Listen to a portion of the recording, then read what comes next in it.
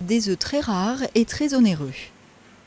Le caviar d'esturgeon albinos se vend jusqu'à 100 000 $ le kilo, 10 fois le prix du caviar noir habituel. Ces esturgeons ont été élevés dans un lac artificiel au Vietnam.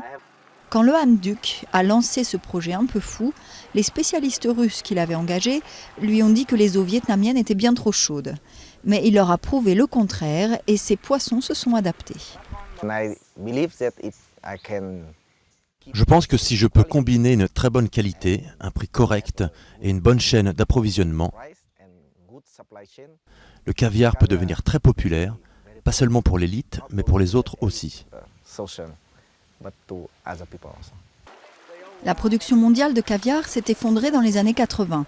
La pollution et la surpêche dans la mer Caspienne ont quasiment décimé l'espèce. En 30 ans, la production est passée de 3000 tonnes par an à 250 aujourd'hui, venant quasiment toutes d'esturgeons d'élevage, la pêche étant interdite désormais dans la Caspienne.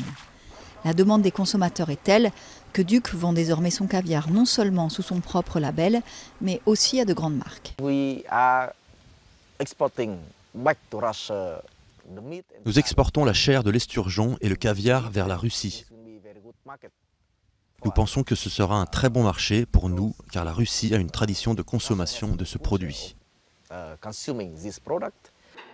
Duc et son équipe produisent jusqu'ici 5 tonnes de caviar par an, sans conservateur, assure-t-il.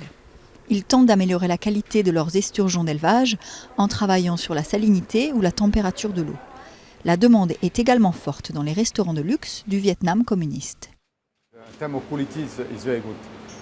La qualité est très bonne. Bien sûr, les œufs sont plus petits que le caviar que l'on peut trouver en Russie ou en Iran. Mais en termes de qualité et de goût, c'est très proche de la très bonne qualité. Exporter du caviar du Vietnam en Russie, un pari fou et paradoxal, mais Duc semble en passe de le réussir. Il prévoit de tripler sa production à l'horizon 2017.